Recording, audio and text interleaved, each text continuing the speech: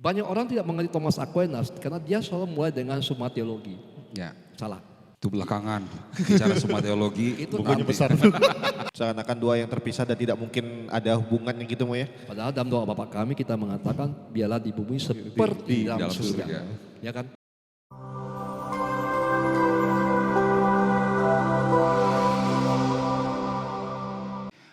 Pak ngapain sih belajar filsafat? Iya. Kalau di kelas jawab apa? Kalau saya tuh sederhana ya. Kalau mungkin kita bertiga beda karena sama-sama ngajar filsafat. Iya. Ya. Kalau saya tuh melihat bahwa ketika beritahukan sama mereka, terutama, ini saya beritahu konteks nih Mo. Ketika saya mengajar filsafat di Jawa, itu akan berbeda konteksnya ketika saya ngajar filsafat di sini karena teman-teman mahasiswa di Jawa mungkin sudah terpapar filsafat cukup oke lah dengan literasi segala macam. Di sini kan agak jauh tuh. Nah, ketika di sini ditanya mereka kenapa harus belajar filsafat, bagi saya sederhana, supaya ngajari mereka untuk mampu satu punya setiap kali tindakan, perkataan, perbuatan mereka itu punya argumentasi yang jelas dan bisa dipertanggungjawabkan. Iya. Sesimpel itu sebenarnya. Iya. Tapi kan itu kan ujung dari seluruh proses pembelajaran Iya. tuh. Tapi dimulai dari sederhana. Yang sebenarnya poin kedua. Tapi nanti kita bicarakan Iya. tentang critical thinking itu Critical aja sih. thinking. Jadi di sini tuh Mo, kalau saya ngajar ke mahasiswa filsafat tuh sesimpel bagaimana melatih critical thinking. Masih seperti itu. Belum Dan sampai yang Ya. dalam banget tuh belum. Ya, tapi Dan sebenarnya saya setuju, Romo bisa jawab itu bahwa kita sebenarnya bilang ke mereka bahwa melatih kamu berpikir kritis gitu. tapi sebenarnya lebih dalam dari itu. Betul, Ya. betul. Yang lebih dalam dari itu adalah bahwa kamu percaya nggak apa yang kamu pikir itu semua dipengaruhi oleh filsafat. Maka apa yang kamu lihat sebagai nyata belum tentu nyata. Ya. Maka kamu harus benar-benar kembali ke kenyataan. Contohlah, kamu bilang orang ini manusia. Pertanyaan saya, apa definisi manusia sebagai manusia? Ya. Ya kan? Nah itu sebenarnya yang jadi masalah. Dan menurut saya adalah ini yang kurang daripada masyarakat modern dimanapun juga karena mereka nggak mengerti yang basic. Sekarang saya tanya, menurut kamu cinta itu termasuk definisi sebagai manusia nggak? Affection. Marah termasuk manusiawi nggak? Maaf ya binatang juga marah loh ya. Ya. Namanya aggression. Nah sekarang pertanyaannya, marah itu termasuk definisi sebagai manusia nggak? Sakit itu termasuk manusia nggak? Binatang pun sakit. Ya. Makanya sekarang saya tanya, misalnya sebuah film Hollywood namanya Superman, dia itu mempresentasikan ada manusia yang ditembus peluru nggak masuk, dipakai pedang nggak sakit. Apakah itu definisi termasuk manusia? Lalu kalau kamu begitu, manusia yang sakit itu bukan manusia atau manusia yang kurang? Nah itu yang kadang-kadang menjadi masalah buat banyak orang sekarang. Termasuk gini, manusia itu harus miskin, kaya dan miskin termasuk hakikat manusia nggak? Nanti kita akan bicara mana yang substansi, mana yang aksiden. Ya. Ya kan? Jadi kalau menurut kamu punya uang, kaya dan tidak punya uang atau punya uang dan kurang dan lebih lah ya. Apakah itu sangat termasuk inti daripada menjadi manusia? Ya. Oke. Kamu merasa senang bahwa kamu kaya, kamu merasa senang kamu punya sesuatu yang kamu bisa banggakan, tapi apakah itu definisi menjadi manusia yang sesungguhnya juga? Belum tentu. Nah, ini yang sebenarnya kita ajarkan di sini. Ya. Dan menurut saya ini yang harus menjadi proses sebuah pendidikan itu mengajarkan seperti ini. Yang lain sebenarnya itu technical. Ya. Ya. Ya. Ini statement ini nih rawan diprotes ini. Yo, orang boleh memprotes saya. Orang boleh memprotes saya soal bahwa saya meremehkan ilmu pengetahuan yang lain. Tidak. Itu teknikal. Ya. Jangan salah loh ya. Sama pentingnya. Ya, teknikal tidak berarti salah loh ya. Iya.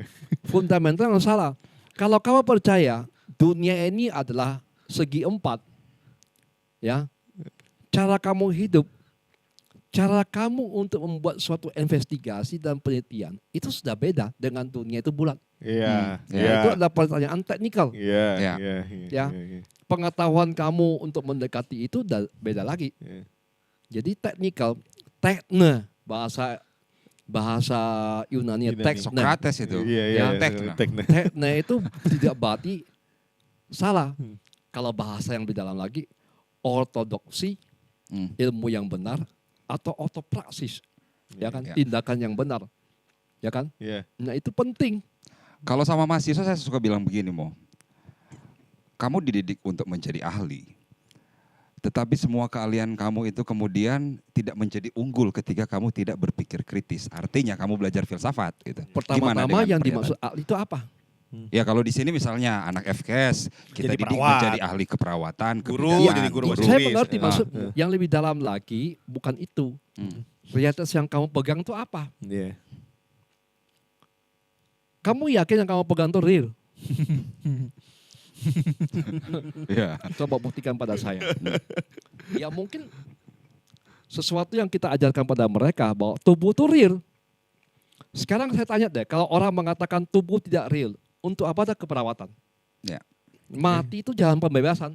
Iya, iya, iya, Ya iya, kan? iya, iya, iya, iya. Karena dunia ini semu. Iya, kenapa harus dirawat ketika kemudian tujuan adalah kematian kan? Ya. Ya, kematian pembebasan. Iya, iya, iya. Ya kan? Ya itu yang kita nggak mengerti. Oke kamu jadi perawat. Pertanyaan saya depan kamu ini real atau enggak? Itu pertanyaan pertama loh ya. Kalau tidak real nggak usah dirawat. Ya. Karena kamu malah menghambat dia untuk menjadi Iya, sempurna. iya. Menurut Plato atau Platonisme, ya kan? Jangan sampai. Loh, benar toh? Tapi benar mau baik lo itu saya juga sama sih di kelas ngajar gitu sama mahasiswa. Kalau kamu meyakini bahwa jiwa itu merupakan yang utama, ya kenapa kamu capek-capek kuliah Iya. untuk ngerawat orang? Karena ngerawat tubuh dalam tanda kutip ya seperti kayak gini kan sama dengan Nggak usah ngomong jauh-jauh lah. Mengapa kamu menghabiskan uang untuk membuat kecantikan? Ah, iya. Kalau Ya. tubuh nggak real. Iya, iya, Iya. iya, iya. Ya kan? Iya, iya, iya. Lalu kedua, kalau kamu tidak percaya bahwa tubuh itu real, pertanyaan selanjutnya adalah, kalau orang sakit kenapa harus diperpanjang umurnya? Iya. Ya. Euthanasia saja. Ngerti nggak? Ya.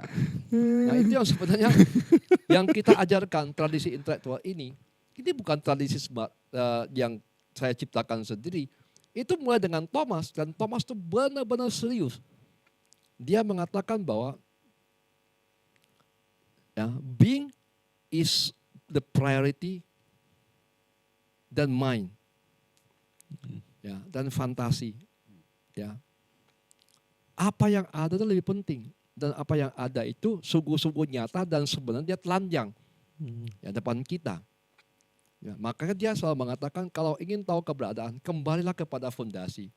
Back to the fundamental, yaitu keberadaan itu sendiri. Baru kita bangun sebuah sistem pengetahuan. Maka sekarang pertanyaannya, seperti saya katakan, kalau kamu nggak percaya bahwa tubuh itu real, kenapa kamu harus mempercantik diri? Ya. Bersolek, beli baju. Ya, nggak usah pakai baju aja, ya kan? Dan nggak usah merawat orang, kenapa? Nggak ada artinya. Menghambat pembebasan jiwa. Iya, itu yang kadang-kadang orang nggak bisa mengerti. Lalu gini loh, mengapa kita katakan perlu pembangunan? Iya. Ya kan? Kok pembangunan menghambat orang untuk masuk ke surga kok? Ya. Membebaskan jiwa kok? Nah, itu pentingnya sebuah universitas mengajarkan apa itu kenyataan. Ya, itu topik ini ya. Sebenarnya kalau bicara tentang topik ini tuh bisa banyak hal kita Ya. sentuh tuh. Cuman apa namanya karena keterbatasan kita di podcast. Karena menarik ya karena ngelihat bagaimana kehidupan orang sekarang tuh kadang-kadang ada yang ekstrim melihat bahwa tubuh penting karena perlu dirawat dan segala macam. Tapi ada juga tentang banyak paham sekarang kan tentang jiwa spiritualitas sangat penting sehingga Ya. kemudian apapun yang berbau Ya, sifatnya. nggak usah ngomong jauh-jauh lah. Jangan usah sebut merek mau. Iya, Jangan sebut merek lah ya. iya merek kan. Jangan sebut merek, jangan sebut merek. Hmm.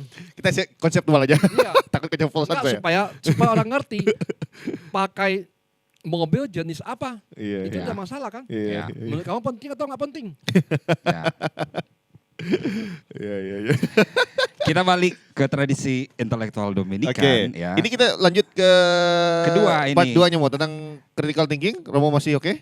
Nggak masalah. Yang penting kan gini, Hmm. saya langsung masuk ke nomor 2. Critical thinking ya? Oke. Enggak, belum. Oh, belum. Kenyataan itu apa? Ya. Kenyataan itu sejauh berada, tapi pada saat yang bersamaan tidak mungkin tidak ada. Oh iya, Iya. iya. Tapi kemudian ada Tunggu, ini nah. penting. Namanya prinsip identitas. Saya ini tidak mungkin pada saat yang bersamaan tidak ada. Ya, ada Romo Robini ini sekarang hidup di sini. Dan kamu bisa lihat nyata. Tidak bisa pada saat waktu yang bersamaan Robini tidak ada. Ya. Itu yang kadang-kadang orang tidak bisa mengerti prinsip identitas.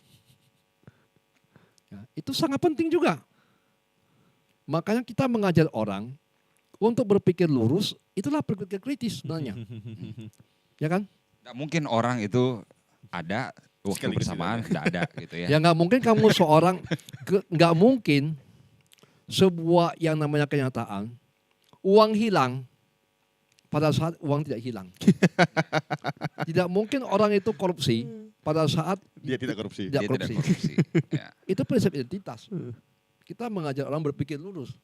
Artinya kenyataan harus berangkat dari sana. Iya. Makanya prinsip identitas. Ada tidak mungkin tidak ada pada saat bersamaan.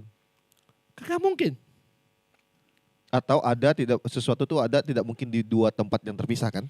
Ya, tapi ini hati-hati. Ya, saya tuh sengaja nanya itu mau karena waktu kuliah dulu bakal balik ke pertanyaan terus gimana dengan orang yang Pada bisa umumnya seperti itu. Hmm. Tetapi ada namanya bilokasi, tapi rahmat ya. itu maksud saya mau.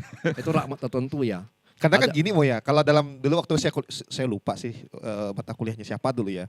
Karena ada prinsip ini juga tidak mungkin realitas tuh berada di dua tempat di waktu yang bersamaan tuh. Lalu kemudian ada pertanyaan kita dulu kan orang yang bilokasi kemudian maaf nih Santo Santa itu kan ada beberapa orang yang bisa Padre Pio betul kalau nggak keliru Yang diomongkan itu prinsip identitas, bukan prinsip keberadaan lokasi.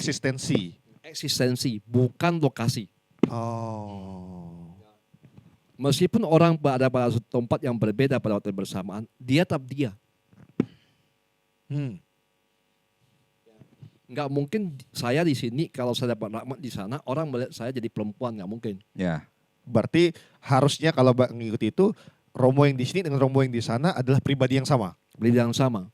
Makanya prinsip identitas tidak menyangkut pada perubahan, motion, gerakan, tapi pada identitasnya. Ngerti nggak? Ngeri. Makanya kadang-kadang orang tidak mengerti. Nah, pertanyaannya untuk apa belajar ini? Ya. Ya kan? Ya. Mahasiswa yang nonton kita udah mulai pusing. Sebenarnya tidak pusing. Sederhana aja. Contoh lah, pacarmu tidak mungkin pada satu yang bersamaan di sini dan di sana. Ya. Ya kan? Ya. Nggak mungkin. Ngerti nggak? Ya. Sama aja kamu tidak mungkin pacaran dua orang pada waktu yang bersamaan. Identitas tuh akan selalu tetap sama Mo ya. Iya. Nah, kenapa saya nanyakan ini? Karena pas kuliah aku nggak tahu nih di kelasmu nih. Mahasiswa tuh nanya gini Mo, trio yang usia 3 tahun, 5 tahun, 10 tahun dan seterusnya, fisik berubah. Apakah orangnya berubah? Fisik berubah, pikiran berubah, cara berperilaku berubah. Tapi apakah dia trio yang sama atau enggak? Itu pertanyaan mahasiswa nih. Identitasnya sama. Tapi dia sebagai trio yang muda punya potensi untuk berubah menjadi yang lebih lain. Yang lebih berkembang, lebih sempurna. Namanya kita akan bicara potensi dan aktus. Nanti ya. Nanti. Yang kedua akan bicara mengenai prinsip di mana orang meskipun potensi dan aktus, tapi potensinya sudah ada pada waktu yang awal. Manusia sebagai manusia tidak mungkin berkembang jadi malaikat. Ya. Ya. Ya. Itu lain Manusia lagi. kan tetap manusia. Iya. Ya. Tapi dia akan menjadi manusia yang sempurna. Sempurna tanpa petik ya, karena nggak mungkin sempurna. Misalnya apa? Karena pengetahuannya beda. 10 tahun yang lalu ketika saya masih belum belajar sebanyak itu, tentu saya beda dengan 10 tahun yang sekarang. Karena kenapa pengetahuan mengubah orang? Karena pengetahuan itu membuat asimilasi bahasanya. Yang diterima akan mengubah kita dari dalam dan menyesuaikan kita dari dalam sehingga membuat kita melihat segala sesuatu beda. Itu namanya prinsip asimilasi pengetahuan. Menarik nih topik-topik ini. Ya kelihatannya susah ya, Iya, tapi tapi sebenarnya menarik. kenyataan. Nah, aku malah ngerasa kayak Kalau kuliah saya ulang. suka bilang gini sama mahasiswa kebidanan keperawatan kan, kamu di semester 1 ini anggaplah masih 0 gitu ya. 3 tahun lagi kamu jadi ahli media keperawatan, kebidanan. Nah, kamu mengalami proses belajar, mengisi pikiranmu, mengisi otakmu dengan pengetahuan. Yang itu maksudnya, Mo. Ya mengisi boleh, tapi kamu harus berubah dengan apa yang kamu isi. Iya, betul. Jadi saya menerangkannya dalam rangka ya kamu akan berubah. Menjadi Iya. ahli gitu ya. Bukan menjadi ahli tok. Ah, Kalau menjadi ahli itu masih di luar kita. Kamu kan diubah dengan pengetahuanmu. Ya. Ya kan? Tanpa identitasnya berubah. Tanpa. Ya. Tapi akan menyempurnakan identitasmu. Kenapa? Karena potensi manusia itu membuat dengan akal budinya bisa membuat dia berkembang karena pengetahuan. Sama satu mod. Jadi Ini balik ke teman-teman kebidanan keperawatan sih. Di salah satu yang saya ajarkan sama mereka itu adalah tentang bagaimana membuat definisi. Salah satu dalam ilmu logika kan membuat definisi tuh. Romo membahas pembuatan definisi penting segala macam. Nah, salah satu isu yang kemudian muncul itu terkait dengan dunia kesehatan itu kan aborsi, Mo. Ini saya harus bicarakan di sini karena ini kita pendidikan ke anak-anak. Isu itu kan aborsi. Nah, pertanyaan kritis saya pada mereka pada saat itu adalah ketika kalian ini petugas kesehatan yang juga menjaga nilai-nilai seperti itu, ada momen di mana orang itu meminta bantu kalian suatu saat itu untuk melakukan tindakan aborsi. Pertanyaan saya, keputusanmu untuk mengiyakan atau menolak aborsi itu dasarnya apa? Terutama di wilayah definisi manusia. Manusia itu disebut sebagai manusia itu kapan? Itu pertanyaan saya sama mereka. Karena gini, Mo, rawan ada orang yang berpikiran kayak gini ya. Oh, saya ketika dia masih berusia 1 minggu kan belum punya pikiran. Ya. Boleh dong saya aborsi, kan bukan manusia tuh. Secara moral saya tidak merasa bersalah. Karena pemahaman saya tentang manusia itu kan berpikir. Nah, ketika dia usianya 1 minggu belum ada pikiran sama sekali. Itu si sperma dengan ovum bertemu di ovarium tuh baru-baru aja dan belum ada belum ada itu. Persoalannya yang bertemu itu adalah genetik manusia. Nah, ini yang saya kira berpotensi untuk menjadi manusia seutuhnya. Jadi persoalannya bukan pada kapan dia dianggap sudah sangat manusia. Tapi bahwa embrio itu bukan embrio anjing. Bukan embrio tikus. Tapi embrio manusia. Disitulah identitasnya. Ini pertanyaan mahasiswa, Mo. Bagaimana kita menjawab mahasiswa yang kemudian tidak berpikir ke sana? Dia tidak punya modal apa ya? Loh, ini kesempatannya nih jelaskan ke mereka. Ya itulah saya bilang bahwa ini adalah embrio manusia dibuat oleh manusia. Maka dia berpotensi untuk berkembang jadi manusia seperti kita. Sejak pertama kali pembuahan itu? Iya. Ini bukan yang buat yang bukan manusia, bukan binatang. Iya. Maka ini khas embrio manusia, maka dia adalah manusia. Yang bisa menjadi manusia seperti kita. Tapi itu potensi semua sudah ada. Ya. Maka ini adalah khas manusia. Kalau apa yang kamu ngomong, ada terminologinya namanya hominisasi. Proses menjadi manusia seperti kita. Hominization. Kapan nilai spiritual masuk? Kapan proses berpikir dimulai gitu ya? Bukannya itu. Kapan menjadi jiwa masuk sekarang saya tanya.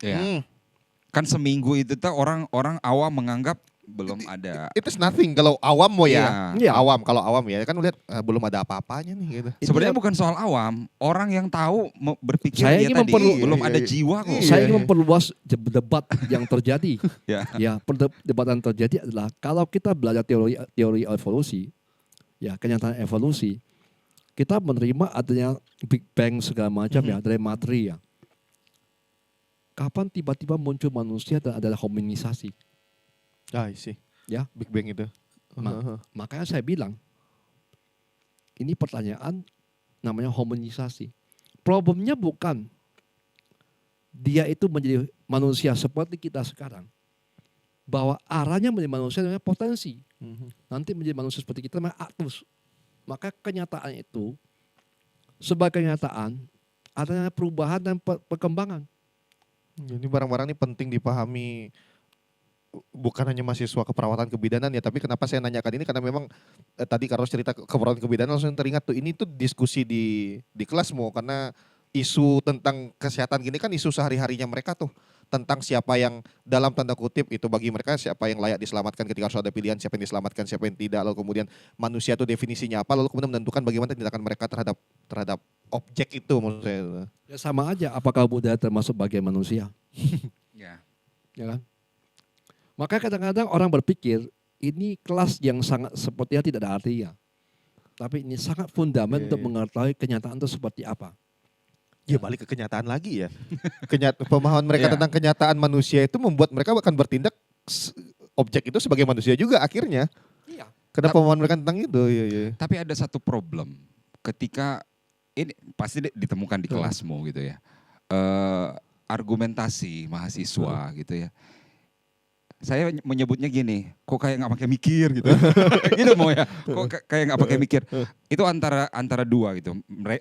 Memang mereka masih baru gitu ya sebagai mahasiswa. Dua memang nggak pernah baca sehingga kemudian budaya untuk berpikir kritis itu tuh agak susah. Bagaimana mereka kemudian akan tiba pada berpikir soal kenyataan mau gitu ya. Kita Oh, bicara oke, soal oke, being, oke, soal oke, yang oke. ada tadi kenyataan yang benar, veritas. Sampai di situ Betul, tuh betul. agak Gimana- sulit mau betul. gimana? Gimana bisa Kalau sampai ke menurut situ? saya itu sebenarnya bukan persoalan mereka saja, persoalan semua orang Hmm. yang zaman sekarang yang nggak berpikir seperti itu lagi.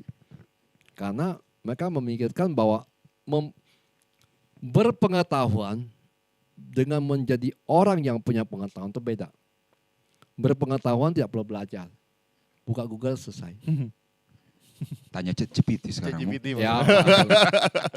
tapi berpengetahuan, ya itu makanya kita diajarkan di sini. Memang ini kelihatannya tidak praktis, tapi ini justru yang paling basic. Ya, pertanyaan cuma sederhana kok sebenarnya kok. Mengapa kamu mau kuliah daripada nggak kuliah? Sama-sama makan nasi satu piring kok. Hmm. Kuliah semangkuk, enggak kuliah semangkuk. Iya. Kenapa mau kuliah? Ya. Ya kan?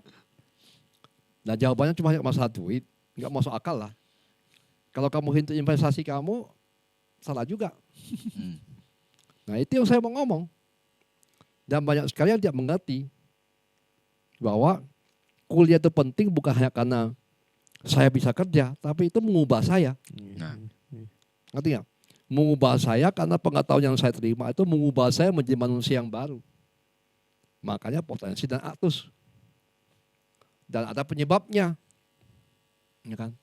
Kausalitas. Ya. Ngerti nggak? Tuh, akuitas jenius Hmm. banget nih bahas Iya. orang gini nih. Maksudnya untuk semua persoalan kita tanyakan tuh dia kasih ini loh, kasih fondasi berpikir nggak maksud saya tuh ya. Ya. Ini kan fondasi berpikir. Iya. Yang sebenarnya kalau semua mahasiswa itu mengerti, dan sebenarnya gampang sederhana Iya, sebenarnya, iya. sehari-hari. Sehari-hari banget ini. Maka Thomas itu sangat realistis. Iya, Yang sehari-hari. bilang banget. dia sangat tinggi itu salah, karena orang nggak mengerti dia. Karena kamu menghafal semua. Iya. Ya. Ini tuh sehari-hari banget tentang potensi aktus, mungkin terminologinya kayak tinggi banget ya, tapi sebenarnya persoalan keseharian. Terminologi tinggi karena zaman itu. Iya. Tapi karena sebenarnya itu yang dia bahas itu sangat sehari-hari kok. Contoh lah, kamu nggak mungkin pada saat yang sama kamu namanya Christine. Pada saat yang sama kamu nggak bisa mengatakan saya bukan Christine. Itu kan gila kalau kamu mengatakan itu. Namanya split personality. Orang itu skizofrenia. Iya. Ngerti nggak? Ya kan? Nah, kadang-kadang mahasiswa diajar begini, dia berpikir sulit, berat. Nggak Ya. berat. Berat apa? Yang kamu hadapi sehari-hari kok. Saya pernah ngomong dengan mahasiswa saya. Kamu percaya nggak kenyataan itu real? Diam mereka. Nggak percaya. Saya tampar kamu sakit nggak? Ya kan? Saya tampar kamu sakit nggak? Sakit. Itu berarti real. Kalau enggak saya tampar kamu pasti kamu nggak rasa apa-apa. Ya. Ya, atau saya pukul kamu, tinju kamu misalnya. Nggak ada rasa. Ya semu toh. Apa yang mau dibuat dengan semu? Hmm. Nah itu sebenarnya. Makanya saya minta diajarkan seperti ini. Dengan sangat sederhana ngajak mereka berpikir. Iya. Zaman ini, brother nggak tahu ya. Kita bicara soal kesadaran gitu ya. Kita tanya Romo, apakah yang nyata itu soal sadar nggak sadar sih, Mo? Iya. Tadi kan kita bicara, Iya, benar, tampar benar. kau, apa gitu kan? Apakah misalnya. kenyataan itu soal apa yang kita sadari? Karena begini ya, contoh misalnya, mahasiswa disuruh setor satu paragraf gitu ya. Dan kita udah mumet, ini kok nggak pakai tanda baca, nggak pakai apa. Saya bilang, kamu sudah baca lagi. Dia nggak sadar, Mo. Kamu harus membedakan consciousness dan being. Oke. Ntar mau pakai bahasa Indonesia mau. Kesadaran dan kenyataan. Kenyataan.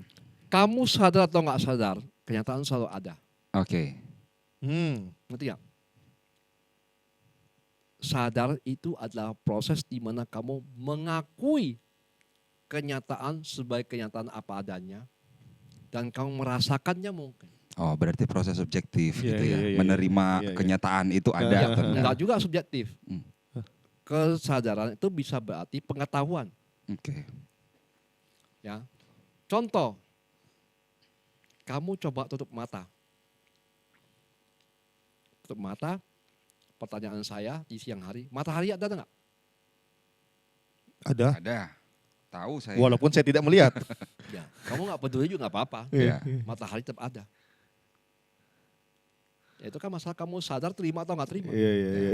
Ya kan? Ya. Matahari itu ada nggak tergantung kamu.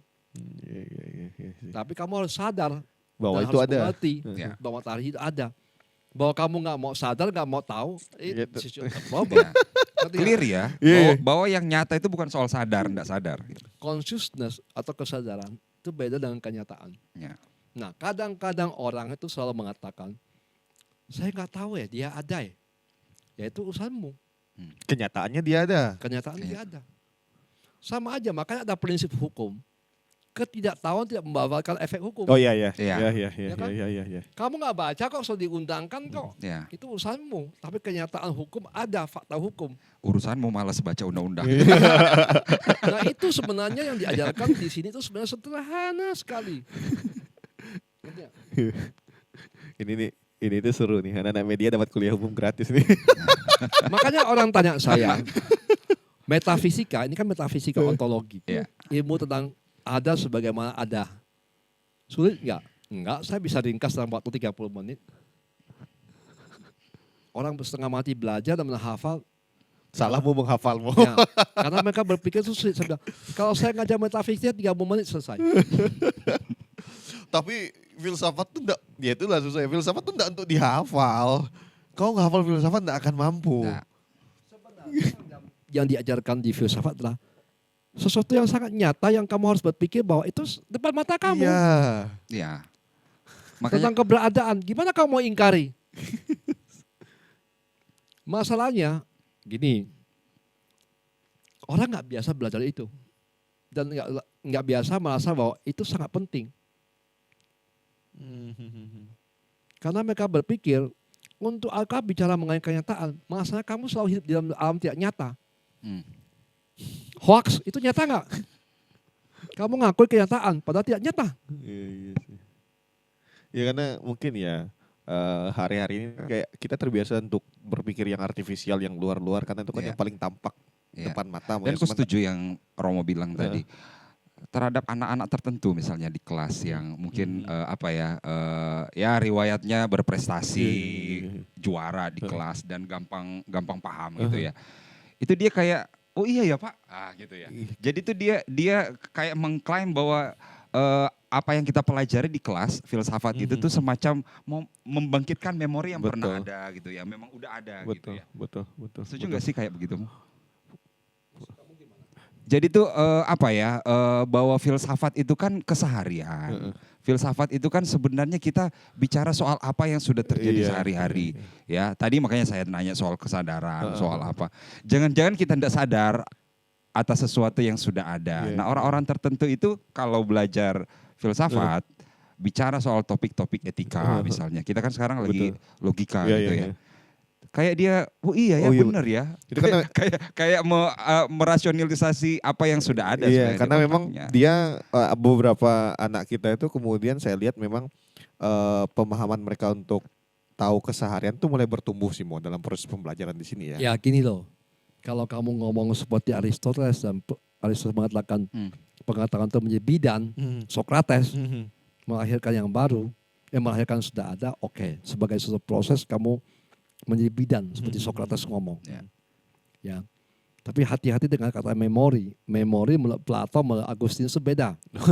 Ya, saya nggak mau ngomong lanjut. Kalau kamu ngomong dengan orang yang mengerti, hati-hati. Kalau kamu mengatakan bahwa membantu mereka proses melahirkan suatu kesadaran dan pengetahuan itu proses yang disebut dengan proses bidan oleh Socrates, saya setuju. Meiotika tekne ini. Ya, tapi kalau kamu ngomong masalah memori yang sudah ada itu bagi orang yang mengerti teologi dan filsafat dia akan mengatakan bahwa ini proses apa ini? Apakah kamu aliran Plato, aliran Agustinus atau sudah lain? Ya. Iya, ngerti. Iya. Oke. Ya. Nah, gimana? Kita Romo masih kuat? Cukup? Istirahat Dulu ya. Istirahat dulu, Glad. Kita istirahat. Ternyata Pak Sumirat mau ikut kuliah kita mau. Oke, break dulu. Break kopi 10 menit. Itu yang ku bilang. Seharusnya kita